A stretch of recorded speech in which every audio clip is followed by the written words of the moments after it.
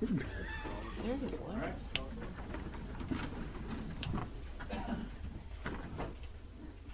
allegiance to the flag of the United States of America and to the republic for which it stands, one nation, under God, indivisible, with liberty and justice for all.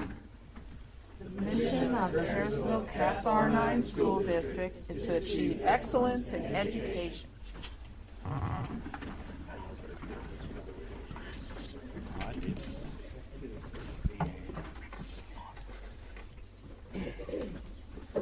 All right, preview and approval of the agenda. As presented? Oh, excuse me. Yes, it is amended. Let me pull that up there. Where is it? Shoot. I'll get there in a second. The agenda has been amended. Previous item 6E, the high school wellness center, has been removed from the agenda. Need a motion to approve the agenda as amended. I'll make the motion to approve the agenda as amended. Second. Any discussion? Okay, all those in favor? Aye. Aye. Any opposed? Okay. Moving on to consent agenda. Motion to approve the consent agenda. I move. Oh, Go ahead, Chris. Go ahead. I move to approve the consent agenda as presented. Second. Any discussion? Okay. Please show me as abstaining. You're not. Thank you. All those in favor? Aye. Aye. Any opposed? Okay.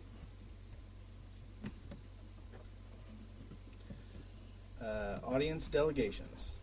There are none. There are none. Okay. Moving on to partner organization, the Harrisonville Public School Foundation. Alice Roach is here to speak to the board.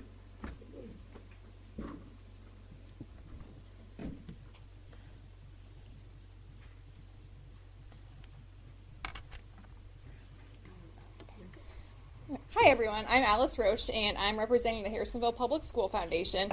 So the purpose of my visit here tonight is to share with you an update of what the foundation has been doing over the summer and then also to give you a recap of some of our programs. So to begin with, we had a foundation retreat in June, so it was an opportunity for all of the foundation trustees to spend half a day and talk about the state of the foundation and where we would like to see it go. And a product of that retreat was that we restated our goals, or we amended a few of them. And we currently have 4 goals. The first is to encourage and recognize educational achievements and academic excellence. The second is to be fiscally sound and financially responsible for all assets. The third is to engage, educate, and energize our community, alumni through publicizing and promoting the foundation and its activities. And the fourth is to enhance, supplement, support, and expand student and school-based learning activities and initiatives. So since we've restated those goals, we've had all 3 of our committees working hard at different strategies to achieve those goals. So I'll highlight a few of them this evening. First off, the School Relations Committee, its role is to have good relations with the schools. One of the items that the School Relations Committee has prioritized is creating more engagement between the foundation and its foundation liaisons. The liaisons, there's one in each building, and they serve as a conduit for communication between the foundation and the building. So they share information and updates as we share that information with them. So we've already met with the foundation liaisons. We had a breakfast before school started, and it was a really productive meeting in that they had the opportunity to share whether they needed more information or what their needs were, and we were able to brainstorm opportunities to meet those needs. So we're excited and eager to continue our communication with them throughout the year. Community Relations is our second committee. They have been instituting 2 different programs, the first of which is Network for Good. It's an online donor management program, so it enables us to better track donations that are provided to the foundation. And it also has an online donation piece. So previously we weren't able to accept online donations or credit card donations, but we now have that capability. So we're looking for ways to launch that tool more rapidly. Right now it's just available on the website, but we're hoping to have some sort of a kickoff event here soon. The second component of the school relation, or rather community relations work, has been alumni relations. We've had two different items in that category. First of all, we've created a Harrisonville High School alumni Facebook page. So if any of you are alumni and haven't already connected with us, be sure to do that. It just provides a better opportunity for us to communicate with alumni, whereas the foundation page before really hadn't had that much engagement with alumni, so we're hoping that this does a better job of that. And second of all, we've created an online contact information form, and we're hoping to collect updated email addresses. So again, if you're an alum and you haven't already filled out that contact form, please be sure to do that, and we'll use that contact information as we distribute our newsletter and other information regarding the foundation. The administrative committee is the third. They've been working on our financials, creating a budget for us, and then also updating our policies and procedures manual. So I want to highlight several of our programs that the foundation sponsors. The first are district grants. District grants happen on an irregular basis. Basically, whenever the school sees a need, in particular administrators have teachers talking with them about a need, they'll come to the foundation and see whether there's an opportunity for us to help.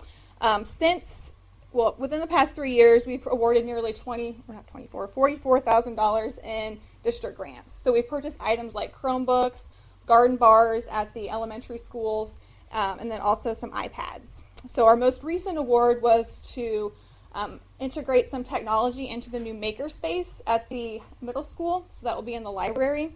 We purchased Chrome boxes and an iPad, and so that was a $700 grant back in August that we funded. Teacher grants happen on a more regular basis. Teachers have the opportunity to apply both in the fall and then in the spring, and they can request as much as $1,000 per proposal. Those proposals will fund ideas and initiatives that the school district doesn't currently fund, but that the teacher would like to integrate into his or her classroom. So the program began in 2004, and we've awarded more than $80,000 in teacher grants during that time period. Advanced Degree Teacher Initiative is another effort of ours. It provides partial tuition reimbursement to teachers who are seeking advanced degrees in non-administrative fields. The program began in 2008, and we've awarded nearly $30,000 for teachers as they seek higher education. We also have involvement with Educator of the Year in that we provide a $500 grant to that recipient. We also provide new teacher gift cards to teachers who are both new to Harrisonville and then also new to the teaching profession, so they can use those gift cards to help get their classrooms set up. This year, we used Amazon instead of another vendor for our gift cards. And we did that because Amazon Smile actually is another fundraiser for us. And so if you're avid Amazon users, be sure that you select us as your charity of choice. And then we receive a kickback from part of the sales from Amazon. So it's a pretty neat program. Excellence in Academics is a long-standing program for the foundation. We recognize students who are academically ranked in the top 15% of their class in a given year. If a student is ranked in the top 15% for all 4 years of high school, then they receive a $500 scholarship from the foundation. And since that scholarship program started, we've awarded $140,000 in scholarships to HHS seniors. So we're pretty excited about that. And then we also have a new pay it forward component to that scholarship program, and that if a student doesn't have a need for the scholarship but has earned it, he or she can designate that scholarship award to a high school program that's had an impact in his or her life. And we were able to present the first Pay It Forward award earlier this month at the district opening meeting. So Elijah Hart donated his full scholarship to the HHS Speech, Theater, and Debate program. So that was pretty fun to do that award. With respect to other scholarships, we have 9 family named endowments that we manage. We also have an additional 3 scholarships that are not endowed that we help to manage. I'll note that 2 of our scholarships are awarded when students are 8th graders, and then they actually receive the funds after they've graduated from high school, so it's contingent on that high school graduation from HHS. Then back to endowments, we have 2 endowed teacher grants that supplement the funds that the foundation makes available for teacher grants each year. Some of our other efforts are Bright Futures. I'm sure you all are familiar with that. The concept is to ensure that students have all their basic needs met, so whenever they go to school, they're ready and equipped to learn. One of those foundation programs that are supported through Bright Futures is the Food for Thought Backpack program to ensure that food insecure students have access to good nutrition when they're not at school over the weekend. We also provide scholarships to students who are selected to the Missouri Scholars Academy and the Hugh O'Brien Leadership Program. We have a general endowment that helps to fund all these projects. So it's a fund that we created to manage and then raise funds, and it helps to ensure the foundation's longevity. And the last program is a Distinguished Alumni Wall of Fame, where we recognize HHS graduates who have gone on to do great things either in their careers or in their communities.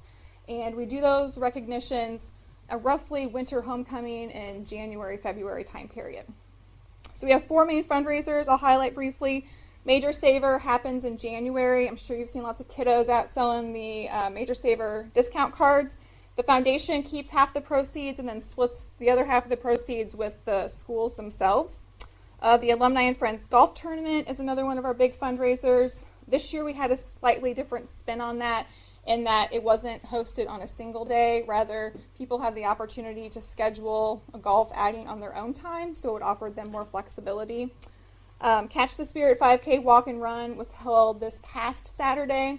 The first $500 from that fundraiser are directed to the Christina Collins Memorial Scholarship. And then the last major fundraiser is our employee contribution program. That enables faculty and staff to donate every month through payroll deduct. One other note that I'd like to highlight, a news item, is that we had 2 new trustees join our board in July. So it was effective July 1st. That would be Kara Costner and Dr. Shira Sims. So we're excited to welcome them. So with that, does anyone have any questions or comments? I just have one comment. The amount of work that you do, both personally as well as the rest of the board, I'm very appreciative of it. And you do some great things, and I love seeing it. Thanks, RJ. I agree. Yeah, absolutely amazing. All right, well, if you ever have questions, just shoot me an email or let Jill know, and she'll get in touch with me. All right, thank you all. Thank you. Thank you.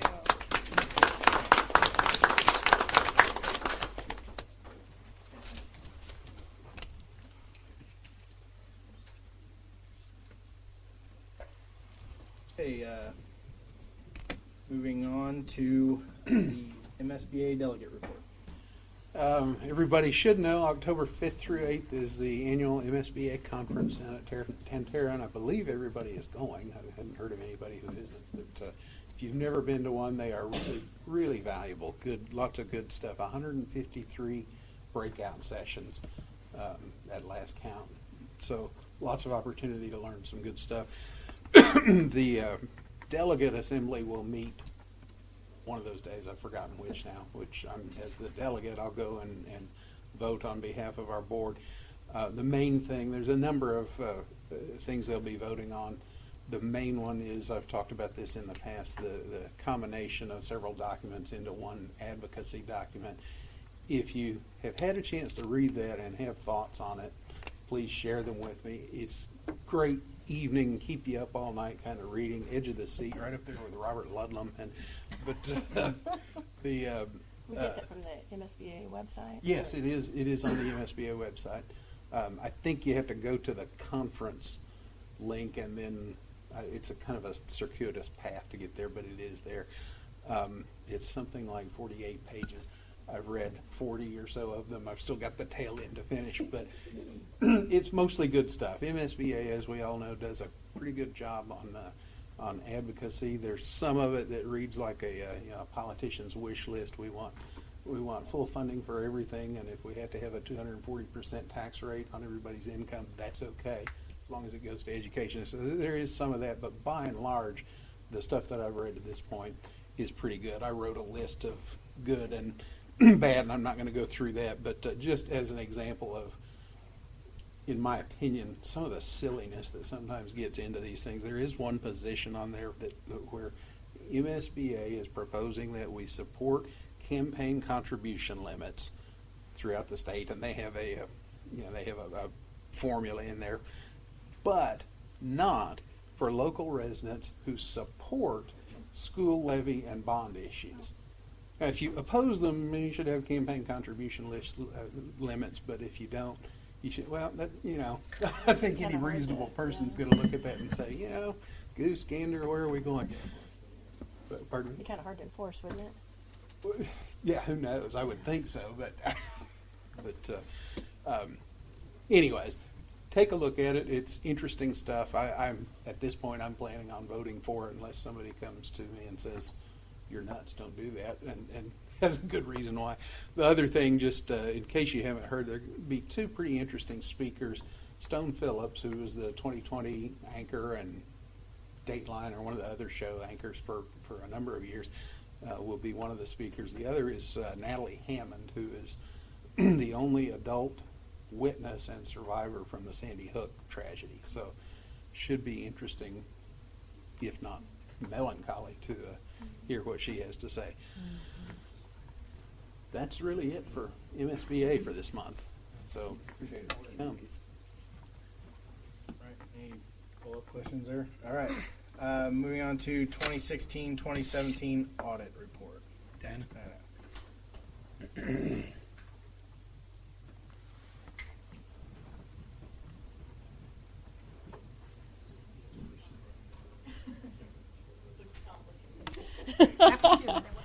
So, do I need to give you my pointer to advance the slides?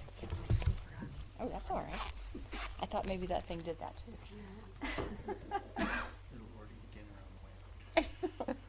Tell me how many calories I've had today. All right. I'm Diana Klosterman, and I know most of the faces I see here tonight.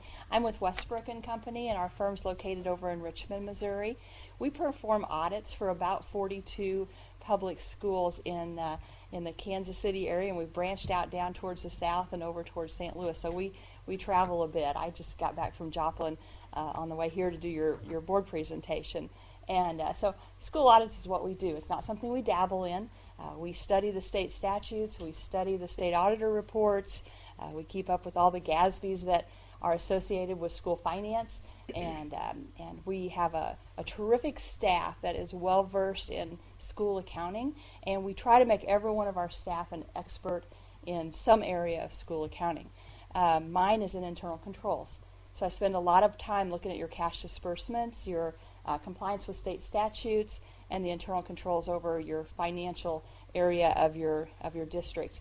Now, I want to tell you before I get started on your audit report, we don't opine on your internal controls, which means we don't tell you they're terrific or that all is good. But what we do tell you is whether or not we see any material weaknesses or deficiencies in your internal controls. But that's not the prime focus of our audit.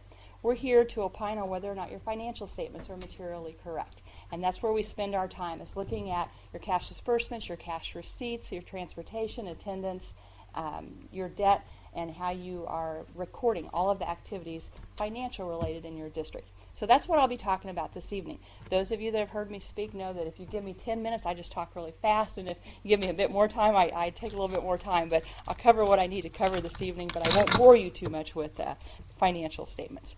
So let's see if this works. Great. Okay. I am going to go through the financial statements that I want to share with you this evening. At the bottom of the slide, in case you want to make notes and go back to any of the financial statements, I've got the page number that I'm extracting that information from.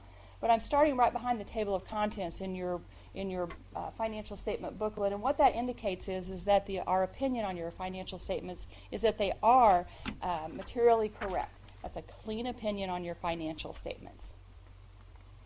Now, between page 2 and page 13 is the management discussion and analysis, and that is what Kathy and the superintendent spent a fair amount of time putting together, and it's comparatives between the year under audit and the previous year, and there's some commentary in there, and I really like that. I know that's coming from a finance person, but it's a great place to look to where you came from and where you ended up. It's a nice place to see comparisons. You notice here, this is for the year ended June 30, 17. It's not a comparison. It's what's happened in the 12 months. And I just want to go through this briefly.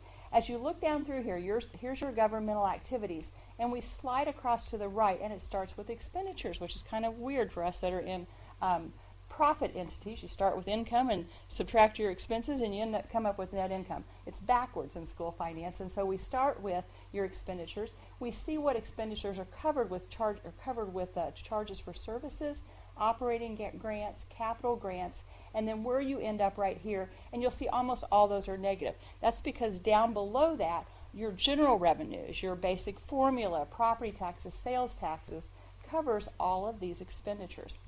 The thing that we did differently, if you really study these financial statements, is we pulled student activities out this year. It's the first time we've done it. So instruction is purely instruction now. Student activities has its own line. There's your expenditures for student activities, and there's your charges for services. What's the difference between student activities and community services? Student activities is going to be services and activities for K through 12, and community services may be before and after care, VOTEC, anything outside of K-12. And so you see down here, community services oftentimes comes really close to break even. The reason I have this red box, these are the only two areas you can actually make money or break even. Food service, community services.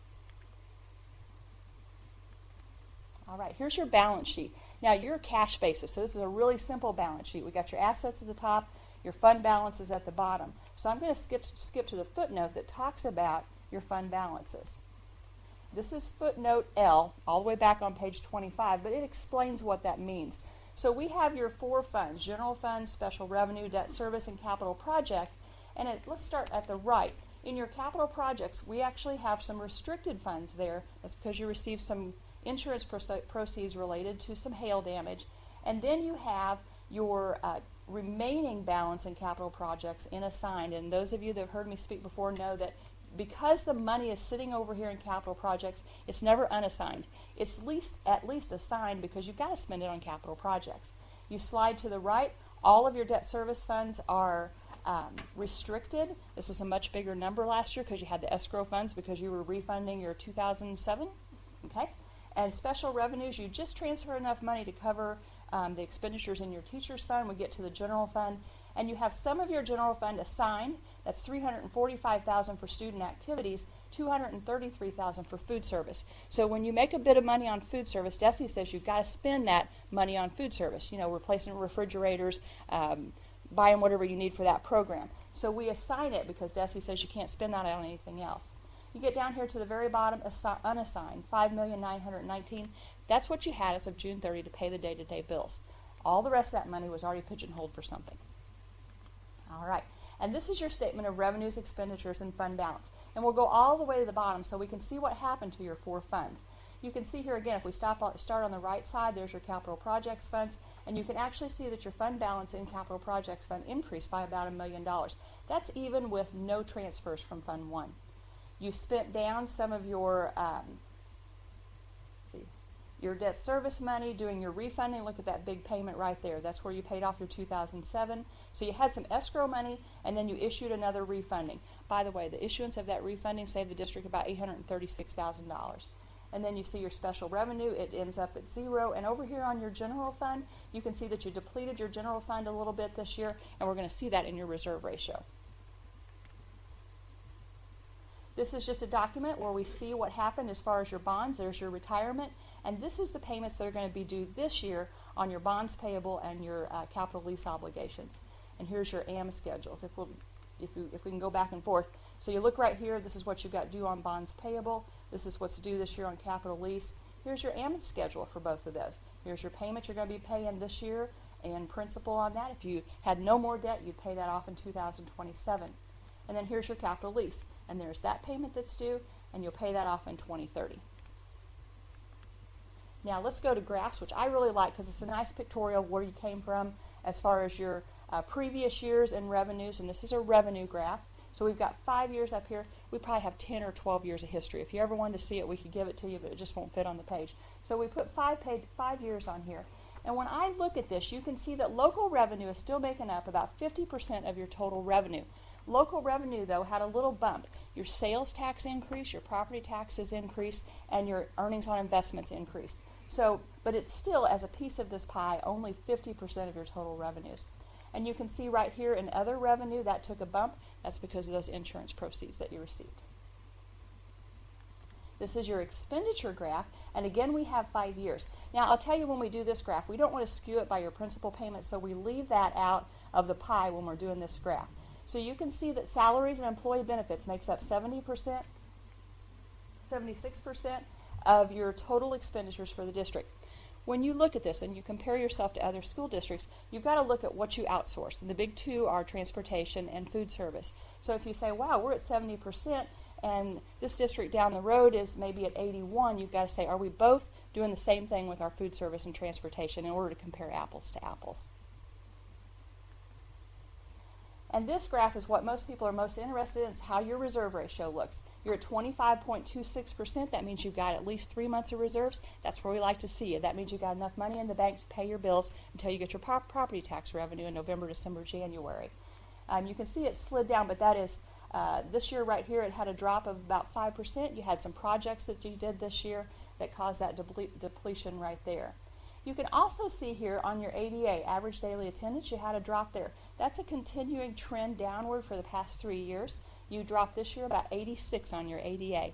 When compared to the previous year, those were around 50 and 30 in the 2 previous years. The only thing you can do on that ADA is just really make sure if you do have kids moving out of the district, you have less enrollment, is to make sure you have your kids in the seat. And so as your percentage of attendance increases, that can affect that positively. All right, so that's the financial statements. We do a couple of other things. We look at whether or not you're in compliance with Missouri laws and statutes. So we look at your bid requirements. Are you following those? Are you properly recording your attendance and transportation? Is your purchasing handled according to state statute? One of the things I reminded you all of last year, and what you're doing is, the state statute says every contract, regardless of size, has to be approved by the board. So I believe those are going on your consent agenda, right? So you're like, why are we seeing all these contracts? Because that's what state statute says you have to do. So it may be a little low $400 contract for some service. It has to be on there for you all to look at and approve according to state statute. There's no de minimis rule on that just yet. I'm hopeful at some point there will be, because those can get quite lengthy on your consent agenda. And what I say here is you have a couple of immaterial instances of noncompliance with state statute. The first one has to do with ridership. Let me go back. So what I say here is you complied materially, but there's a couple of small things we want to point out to you. On transportation, there was a couple of errors on transportation. We came in, we audited that, we visited with your transportation folks, and those got fixed, and so it's properly recorded with the state. On attendance, there was some errors on resident to students, and so there was some underreporting of resident to student hours. You changed that, and that got you about $2,600 more worth of revenue related to the attendance. And then when I look at your budget, both in your debt service fund and your capital projects fund, you had budgeted deficits in those, and those were related to the refunding. So you were fine as far as final was concerned, but when you do a refunding, you need to budget that as well. All right, like I said, I don't opine on internal controls, but what I can tell you is we did not see any material weaknesses in internal controls. And material weakness means it's something that would occur and not get caught in a reasonable time frame, and it's material, and it's something that you all need to be made aware of. And we didn't see any material weaknesses in your internal controls. We did have one significant deficiency in your internal controls, and we'll touch on that in just a page or two. While we were out, we also audited your federal programs. I believe we did food service and special education this year. We did not find any deficiencies in the spending of money on the federal programs money. So there's 14 compliance requirements associated with spending that money. And so you have to follow all those in order not to get a comment here. And you did very well in both of those areas. And that's what this is saying right here. No weaknesses identified in your controls over your federal programs, and no significant deficiencies either. And yes, we did look at special education and food service. Food service is just such a bear to major program audit. There's so much compliance requirements associated with that, and y'all got a clean bill of health on that. The deficiency has to do with your internal controls over your accounting software and segregation of duties in your accounting department. So your business manager is the system administrator on your accounting software, and we recommend that you move that off to IT department and then lock down the permissions that your, have I got the title right? Okay, good. I'm like, which term am I supposed to use? So just to make sure that your business director, thank you. It's like CFO. I had a CFO today, business manager. Okay, so just to make sure that that person that's charged with running your finance department is working on the forest and not the trees, and pushing all those responsibilities out, limiting the permissions out in there. So system administrator requires a lot of effort there, but it also weakens your internal controls. So that's what that has to do with. All right. So as we move out of your booklet and into a stapled report, the report to administration is the lowest level of a deficiency or a finding or a recommendation. And sometimes we even use this to give you all a couple heads up, and that's what we did this year. So when we look at homebound, we noticed that there was some errors in counting the attendance of homebound kids. And so the rule is, if you're going to do homebound instruction, you've got to give 5 hours. Even in Thanksgiving or a short week, they've got to have 5 hours. And so it may be that whoever handles homebound attendance just needs to read through that instruction manual. If I had to talk to you about it any further than that, I'd have to read through it too. I have a good team of folks that work on attendance. The next one has to do with cash receipts. You all have your cash receipts come into the central office. Our recommendation as a best practice is to have those go directly to the bank from the building rather than passing through the central office.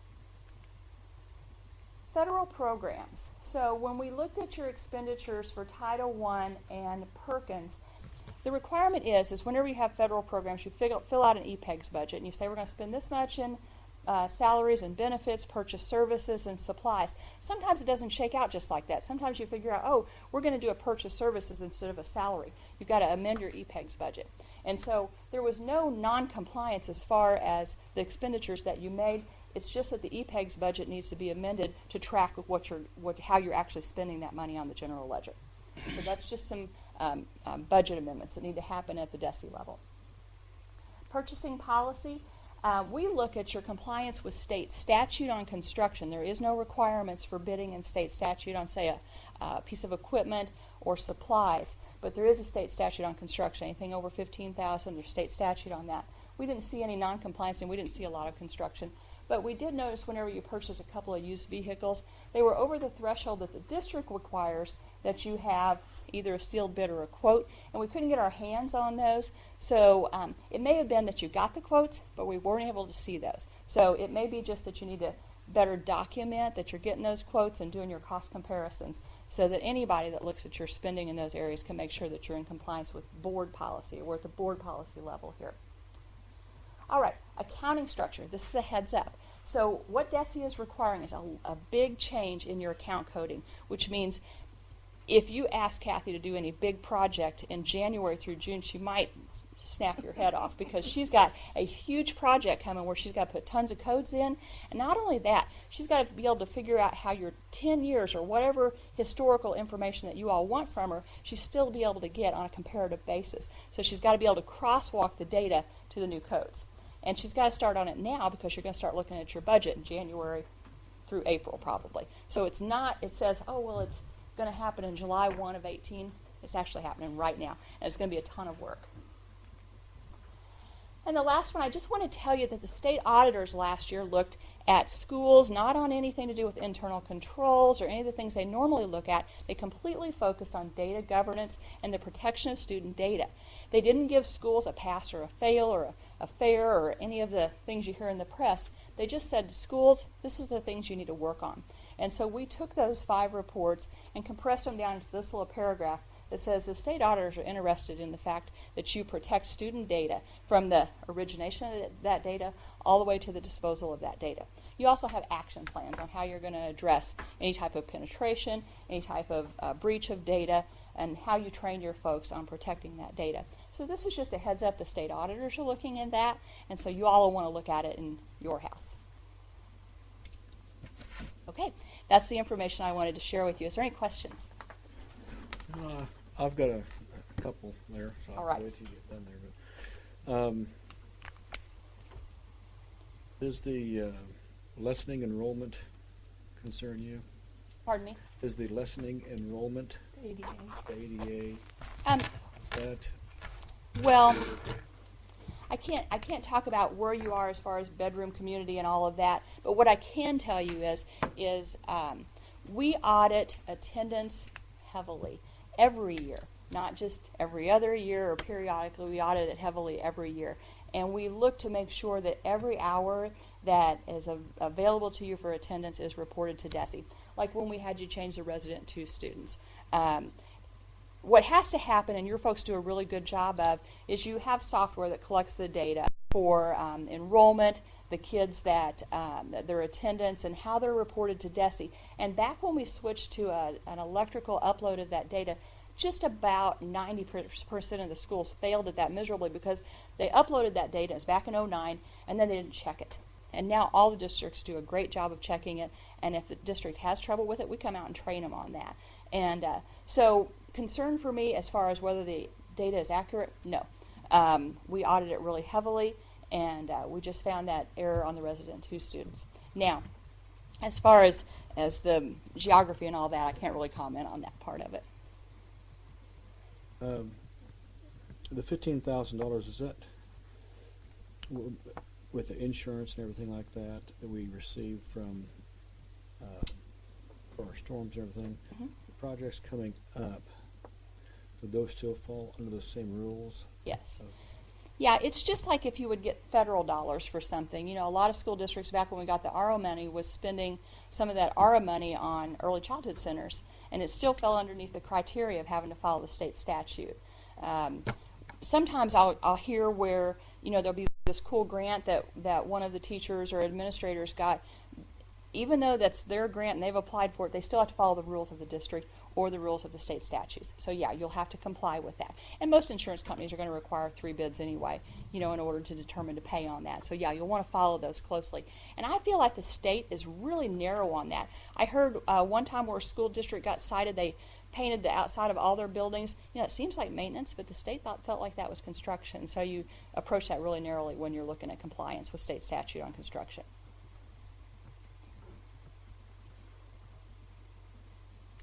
I had one question about the money that we put into the retirement program for the state. PSRS? Uh-huh. Yes. If I was reading it correctly, I'm not sure if it was a yearly amount or a to-date amount, but it was over $1 million. I think it was on page 23. Uh-huh. And I just wanted to verify that in fact was correct, that the district had contributed that much money to the retirement system for people. Yep, and what we do on that, I just wanted to point that out. I think that's amazing. The Yep. district, each person puts in 14.5% of their salary. Mhm. The district matches that as a measure of compensation Right. as well. So it's over $1 million worth that the district is putting into that program. right, and it's the 1.8 million at the bottom of 20, plus then you've got your peers, Mhm. and that's another 241,000. Right. So your classified But that was for 1 employees- year, right? For Right. 1 year. Yep. I just wanted to make sure. Yep, and we tie that out to the PSRS, and we recalculate it Mhm. as part of our payroll work. Excellent. Thank you. Well, it is nice if you find a mistake, it's in our favor, like I that think so, too. $2,000. We want you to get every penny you can get. All right. Well, thank you all so much for having me back this year, and we look forward to working with you going forth. Thank you. Thank you. Thank you. Thank you, Frank and Kathy, and everybody else that had a hand in minding the store. Absolutely. everybody administratively, thank you. We appreciate your knowledge and expertise and leadership, both of you. I will say that the audit duties are spread throughout the building. I've got probably 10, 12 people that help me gather everything together, and so it's not just me and Frank. We've got a ton of help and good people that are very accurate. So, but there are also some decisions that you all make, and some decisions we voted on that help the bottom line too. And so that, I mean, that, I think you all deserve kudos, and thank you, because that's what can be really scary, you know, to our constituents. Has been in the past. I have Yeah, to I mean, there say. have been years, yeah, I remember. So that is a very good report. That was very good, thank you. And as far as the coding everything that you're Oh. doing, do you like edible arrangements? Our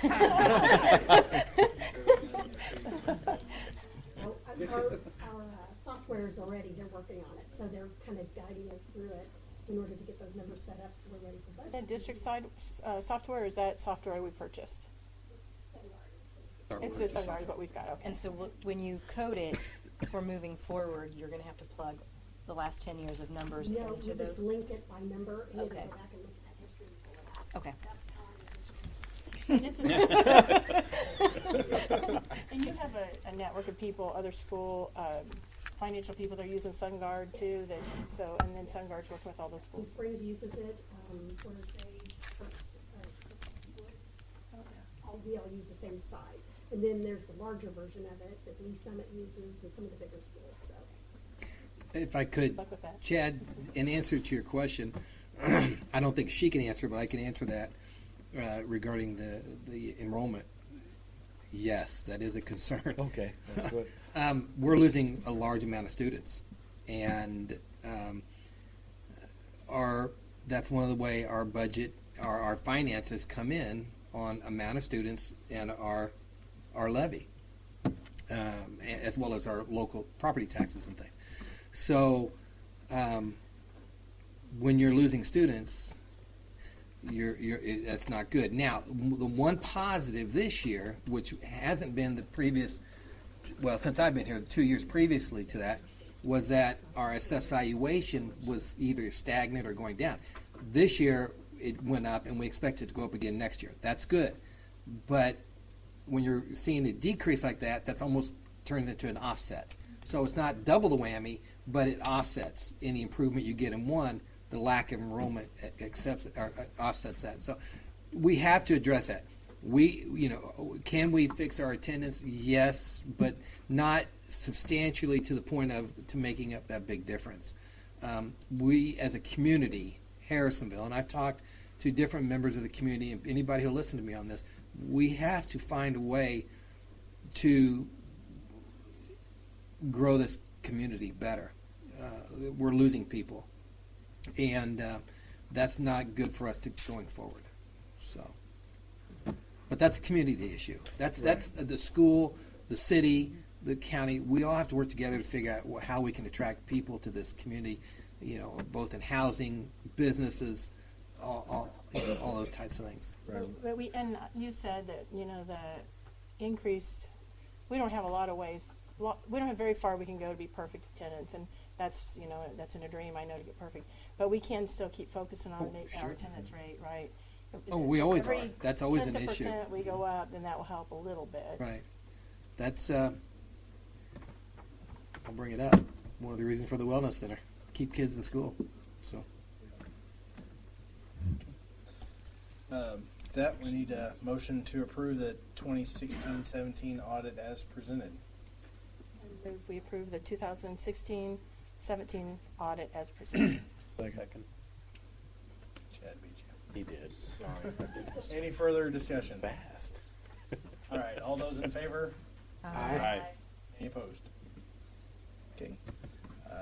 Going right into Revenues recorded for the general fund and special revenue mirror those of FY17 at approximately 10% of the budget, as we're early in the year. So title grant dollars were received in August. Why I'm telling you that is they are last year's title monies. We didn't get those requested early enough that we saw those in last year. So we are recording them in this year, which will improve our fund balance percentage for next year, or for current year. But this year it was down lower than we had anticipated or projected. That it'll show higher next year than we anticipate.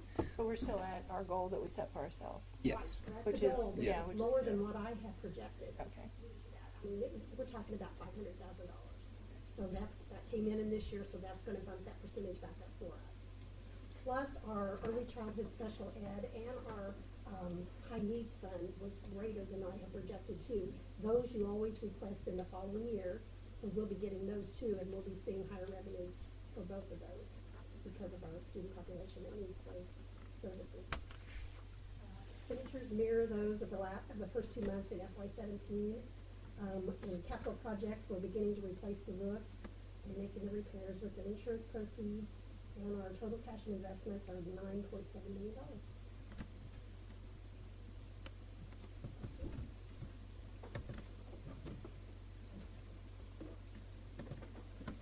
any questions?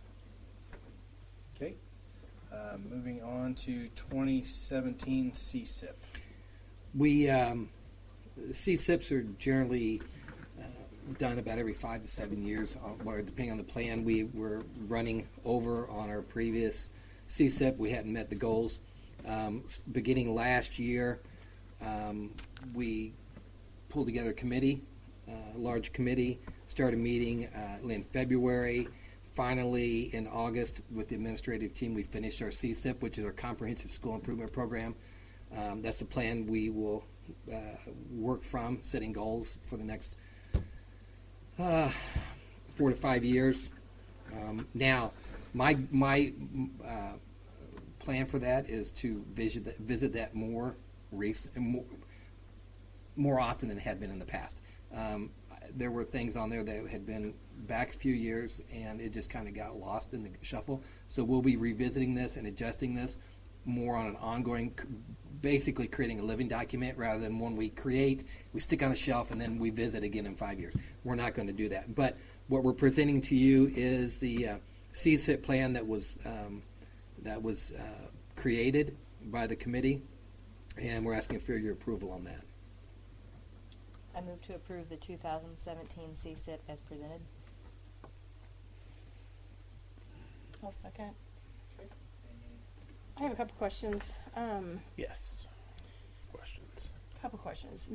This is a little piddly thing, but in the action step on page 14, at the districts we serve, it should be 8, either 9 altogether or 8 other than Harrisonville. It's just a minor thing, but if you want to have it accurate in there. I think it was the Career Center who they served. We used to serve they used to serve 9, but they lost one 10 years ago. And in goal 1 on page 9, it talks about the curriculum maps. That was one of the action steps. Do all programs have curriculum maps, or that was in? Let me pull it up real quick. That was in what will it look like? But does everybody have a curriculum map now, or are you going to be working toward everybody getting curriculum maps? I guess that's my question. Can you take it? Yeah, sure. Last year we established a curriculum in core subjects, except social studies we're going to work on this summer. So the curriculum's been established. The curriculum maps come from the schools and the teachers on when they're going to teach those things. Within Mastery Connect K-8, they can import those curriculum maps directly in the form of standards. So my question is, does everybody have a curriculum map that's current now, or are we working on getting them? We're working on those. As we update the curriculum, then the teachers will work on the curriculum maps. And what's the time frame they'll have that done? in 2 years, because we're going to do social studies and some specialists this summer, and then next year foreign language and a couple other PEs and things like that. Yeah, we've spent the last couple of years working on your math and science and then language arts, and then we moved to the others. Buildings? Yes. All buildings. Mm-hmm. Yeah. Let's see what else I had. A couple more. It looks like it looks like it's pretty much a 1-year plan. There were 6 action steps that went to a second year and 2 that went to a third year. Basically, it's a comprehensive school improvement plan for a year, right? Well, all the action steps are a year. yes, and a lot of that's you'll see is ongoing, because like I said, we're going to be revisiting this on an ongoing basis. So, but will you come back to us next year with a new one or updated? Because if we update that, but what we're going to find out is it's a lot of this stuff's just ongoing. It's just you don't stop just because you hit that goal. You continue to keep modifying and updating it. So you want to have some of these things implemented within a year, but once the implementation happens, the process will keep going. Is that? Am I understanding that correctly? Well, yes, refining. For instance, I'm looking when it says finalize social studies essential standards. We're going to finalize that by coming June. But that doesn't mean it's done and over for good, because we'll revisit that each year, and if there's any changes, additions, with the new system, with our new MAP system and EOCs, I should say EOCs, that's always adjusting. So we have to continuously look at that. So it's not that we're not doing anything now. We are. So it's pretty aggressive, is what we have. It's a pretty aggressive thing here. So then with each of these subsets, have some sort of benchmark that we're shooting for on each. Mm-hmm. And those are going to be able to readjust that and not put it on a shelf somewhere. Yes, and what's going to happen is each building is going to create what we call the building improvement plan based off of these goals, and then they will adjust those, and then we'll look at that and see where we are as we move forward each year. So then at the end of the year, will you bring back to us a report with data showing how much of this has been implemented, what's been implemented? Yes. You remember when we had a retreat, and one of the things she talked about how are we doing on these things. So yes, we plan to do that, evaluate that as we go forward. I was looking at the number 7 there. 7. Goal, the safe and secure environments for everyone. Okay. And I see that we've got drills for fire, tornado, and intruder. Does that include the drills that we were talking about for the active shooters? It's intruder drills. That's the intruder drills. Where it says there's no funding source for those. So are we going to do those ourselves, or are we going to outsource those? Those are trainings I think that we need to Right, and pay we somebody for. No. No. We have SROs who are trained to provide those services. So they would be able to do those services. So that'll be part of the contract with the city. It's not. No, they just have that training. It's not a part of the contract.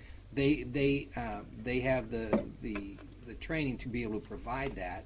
So as part of their services, they will do that.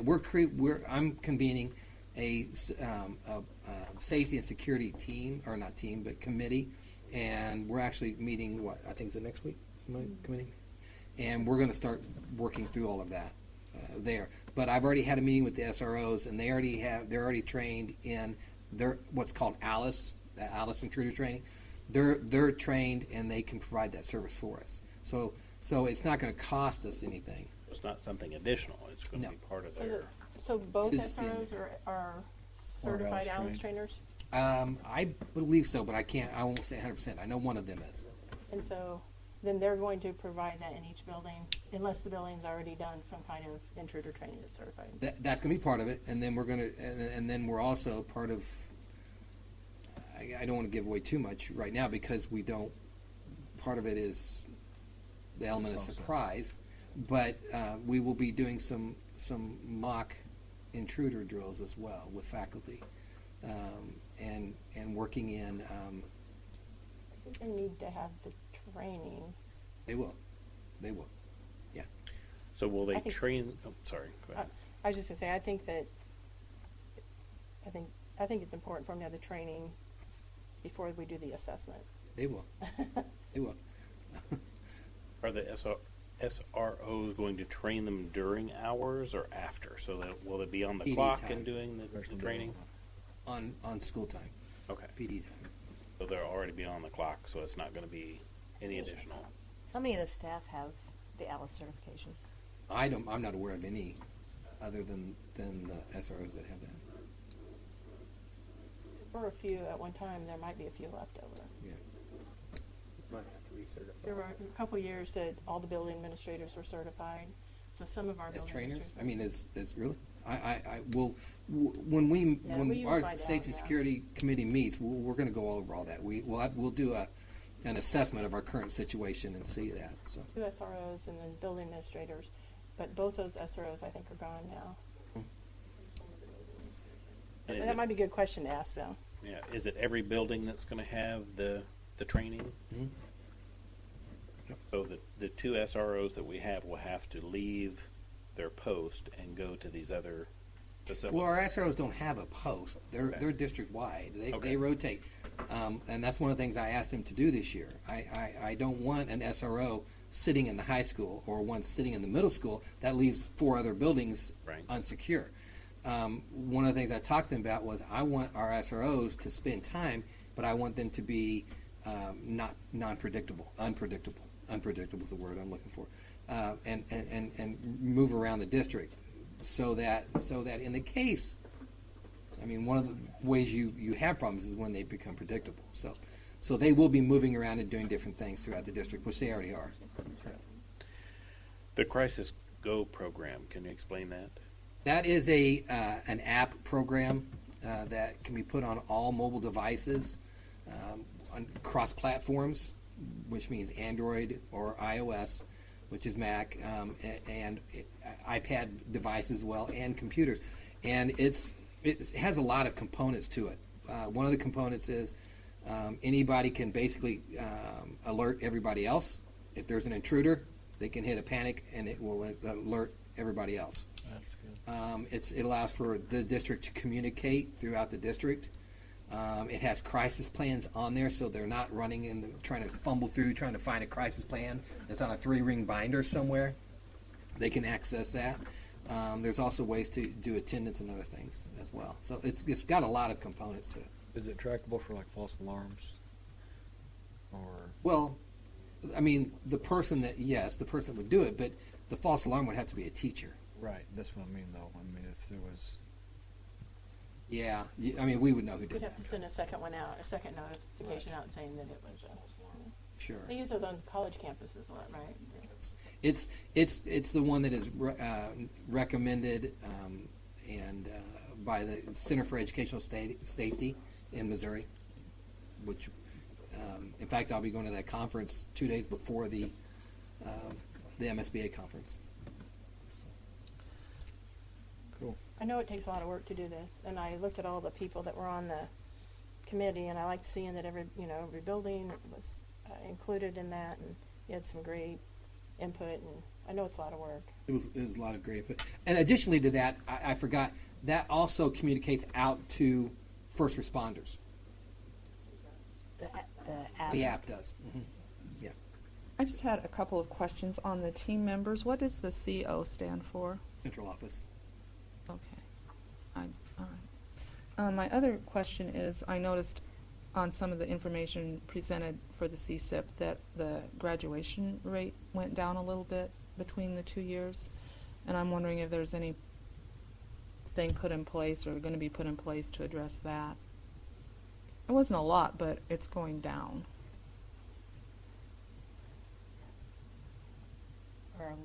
Are numbers of at-risk kids going up? Well, I would say with the Jason's work on the what are we calling it, Jason? Wildcat Academy. Wildcat Academy is one way that we're addressing that that's issue. that's 5 years of data. It's going to be pretty consistent, right at 90, 89, 90. And is that pretty standard across the board? I mean, I'm not familiar with what the graduation rate is for other districts. It's anywhere from probably 70 to 99. Your larger inner city schools are going to be very, very low. Your very small rural schools many times are very, very high. I guess I'd just like to see what it was, say, 10 years ago, to get some sort of feel for how it is, because this is just 2 years. That's 2011 to 2016. Five. That is 5 years. Okay. We can get some numbers for you. Okay, that'd be good. I mean, that could be one student. Yeah, I mean, with the that's- population we've got. I mean, 1.3%. I mean, I don't like the trend either, but one student. I think when you see it, Nancy, you'll see it's It was a probably movable. kinda like You'll see Okay. this. within that Right. close Those are just benchmarks. Is all they were. I know Kansas City is about a 40% at one time. St. Louis is 30%. So we're yeah. No, it's not good, but Right. the Wildcat Academy is one of our ways to address that. I've heard some fantastic so things about the Wildcat Academy this year. And our focus on curriculum, all those things are, and our 4 pillars this year, building student relationships. Those are all ways we're looking at improving that graduation rate. Any further? Is there going to be a representative from the board on the safety and security committee, or is it just going to be district? That's just district employees. And then what necessary programs and initiatives are we going to put in place to meet the social, emotional needs of the students and prevention of bullying and harassment? That's it, Jason. Or Dan. SOS is one. We've got all kinds of programs in place. I'll let you go ahead. There's new bullying legislation that the state put out last year that we're following the guidelines for that, as far as reporting systems and how staff and students are to report when they see it. There's chain of command, say for lack of a better word, of how to follow those paths.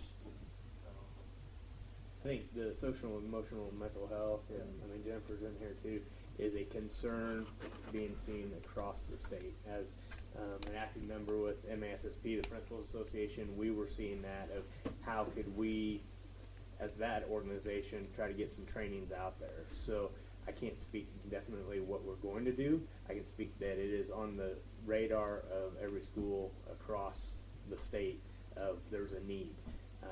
And we're not experts in that in any way, shape, or form, but we're seeing more and more of a need. Well, we do have a So policy for that. it's utilizing the resources that we have in our community to try to help meet those needs. And Bright Future is a big part of that. I mean, when we talk about those Right. needs, not the bullying needs. On the bullying, the legislation, did they mandate training to administrators, teachers? Mandate training, no. I mean, you can get the board policy, you go through it. We have to follow MSBA video, training video on it. That everybody Are they, sees are every they, year. are they getting that in each Yearly building every mandate. year? Do they get that in every year? All the teachers, I mean, all the staff within the buildings get each Right. beginning of the year. Any further questions? All right, we have a motion and a second. Correct. All those in favor? Aye. Any opposed? Okay, motion passes. Thank you. 2017-18 professional development plan. For you, we're presenting the PD plan for this school year. And again, timely to follow up on the CSIP because the professional development plan, there's a professional development committee, 2 members from each building that meets to plan the PD for the year. And it's tied around the CSIP goals. You see there in the plan. And that's what's important, and Frank touched on it, where there's a CSIP, and then underneath the CSIP there's building improvement plans, and those building improvement plans are tied to what the district's doing, but then you can drill down, and the buildings have the ability to go further on some of the goals too if they need to. Jody Fisher from Early Childhood Center is the PDC chair. And so, again, we expect teachers to be engaged in professional development to get better, and we listed those expectations out. A big part of it, too, is the mentoring program for first-year teachers. If you're a beginning teacher, for 2 years you get a mentor, so if you're the protege. It's so important for those first 2 years to have success because, it's just tough when you first come in the teaching profession, and so you need that person to help you with not only lesson planning, but even where's the copier and how does that run and little things like that on a daily basis. So part of this, the PD plan is to have that mentorship for 2 years. And so then at the end of the document too, there's this year's professional development days and what we plan to do on those days.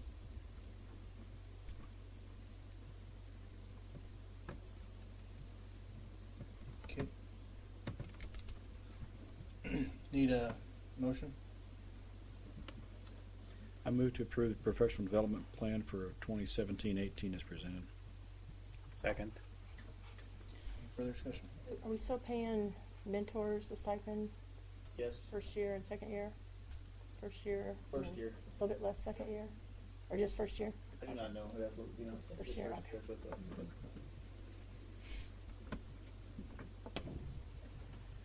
Any further questions? All right. We have a motion and a second. All those in favor? Aye. Any opposed? All right, moving on to personnel and travel stipend. Yeah, as we've looked at special ed kind of K-12 and made some arrangements with our process coordinators, the high school process coordinator is now traveling to the middle school and working with some 8th graders. So this is just a recommendation for a $200 travel stipend that all of our process coordinators would have for all the different traveling that they do throughout the year in between each building. 200 for a month? Is it 200? It's a $200 per year. How many So process coordinators? we have Do we three. know several? 3. So, and I probably know the answer to this question, but it's not that significant amount, so we don't have a hard time absorbing that in our budget as been. This is just for one. The other two I've already had. The other Okay, two have that's right, already yeah. had it. That's right. So this is just the high school. So Okay. it's a $200 request year Yeah. for the year. My question with this, and I'm not sorry to kind of throw that on you, but my question with this and all the travel stipends that are awarded throughout various personnel in the district, is there anything in place to check that $200 a year is sufficient? I know they're traveling between buildings, and I hate to throw you on the spot, but I mean, $200 for a year although it's not a long distance travel, doesn't seem like a lot. Probably buying you a tank of gas a month is what it's doing, you know. So they Something have I to- can look into they this year. have to I 'cause mean, have just not. like I said, for this, I don't have any They issue. have to keep a document, don't they? Don't they keep a document if they're getting? No, they don't. They get a stipend. Oh, if they get mileage reimbursement, they do, but if they get. This is stipend, not yeah. for going to the meeting. This is Yeah. Back and forth. from day to day, driving 2 miles every day It or would- whatever it is. There was one Saves time they did paperwork though, on wasn't the, it? doesn't I it? thought so. Well, I mean, obviously, it's a better deal than tracking the miles. I would be curious to know, is it an accurate reflection of the actual expense that they might incur, or what would be if they were claiming the mileage, albeit it saves us a lot of paperwork. Yeah, if they were claiming the mileage, it would definitely be more. I'm assuming. Well, But and it's that would something be I'll- my assumption as well, but I don't know, and that's why I was curious if there was some sort I'll of. investigate. I appreciate I it. think there's some days they don't travel. Right. You know, sometimes they're in the same building. Sometimes they go, less than a mile. So kind of, Well, I just, Depends on if there's hurricanes or not, gas prices. Depends on if they have a car that uses a lot of gas or we can figure it out. All right, is there any further questions on that? Okay. We have a motion? We don't have a motion. I move to create a travel stipend of $200 for the HHS process coordinator. Okay. Can we, I don't know if I'm supposed to wait till it's seconded you to can amend, second but can we change the verbiage on that and add the word annual in there? Because I think several of us had the same question. Just clarification. Would you add the word annual? To create an annual travel stipend of $200 for the HHS process coordinators. And I'd second What that she again. said. Okay, I've amended. Okay. We have a motion and a second. Any further questions? All right, all those in favor? Aye. Any opposed? Moving on to the SRO contract. Glad to see that on the. Long-awaited On the- SRO contract. Drew was glad to see that finally get resolved as well. It's our recommendation that the district approve the contract with the city of Harrisonville for the school resource officers and this would be for a 1-year contract, 2017-18 school year. Well, I know that, if I remember correctly, that $30 per hour per SRO is the rate we're paying. What was it or I guess what is it under the current contract? The contract, the rate did not go up Okay. this year at all. It kept the current rate. It was just a lot of verbiage Right. was the change. Yeah, and I knew the problems we had weren't related to the Right. rate. This is The rate didn't change. this is something I've had an issue with every year I was on the board prior to this. Not with our police department or the SROs or what they provide us, but how it's funded. And I think it's something I'd like to address this year later, prior to executing a contract next year. Okay.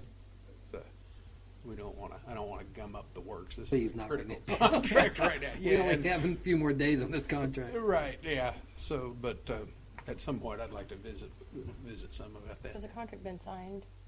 And we're waiting for us to approve it. Wait for you. Yeah. The city council approved their last night. No, they approved last night, didn't they? Oh, today's Tuesday. They had a Yeah. meeting this last night. Yeah, they approved last night, and this will be so we can move forward. I move to approve the contract with the city of Harrisonville for the school resource officers for the 2017-18 school year as presented. Second. This is just a suggestion. I know you like my suggestions. When I was an administrator, a building administrator, it would have been very, very helpful for me to review that and know exactly what, I was told, but to see exactly what the resource officers can do and can't do and what, as administrator, my requirements were. So that would just be a suggestion that you go over that and review that with the building administrator's assistant. It was very helpful for me to read it.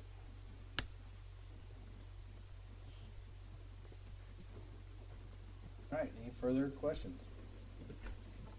Okay, we have a motion and a second. All those in favor? Aye. Any opposed?